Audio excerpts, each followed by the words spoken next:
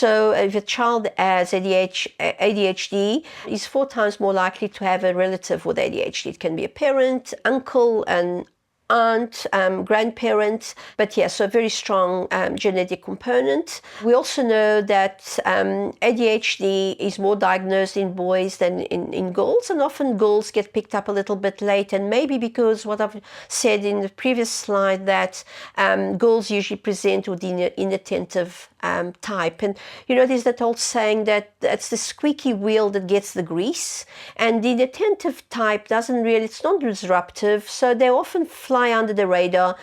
But the other types, they are more disruptive in class, for example. And so they'll, the teacher will most probably pick it up quicker because these kids, as I said, can be quite disruptive. We also know that ADHD seldom exists in isolation, and we know that there's no cure for ADHD. We can treat ADHD, but you don't cure it. You manage it. And when you are treating it or managing it, it has to be a multimodal approach. No treatment on its own is enough.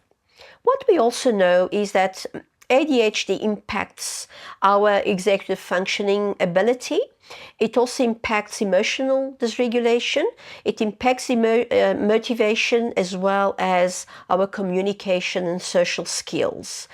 So it's important to understand ADHD as quite a multi-faceted condition, and that needs to be understood properly, so that we can also start debunking all those myths that still exist around the condition.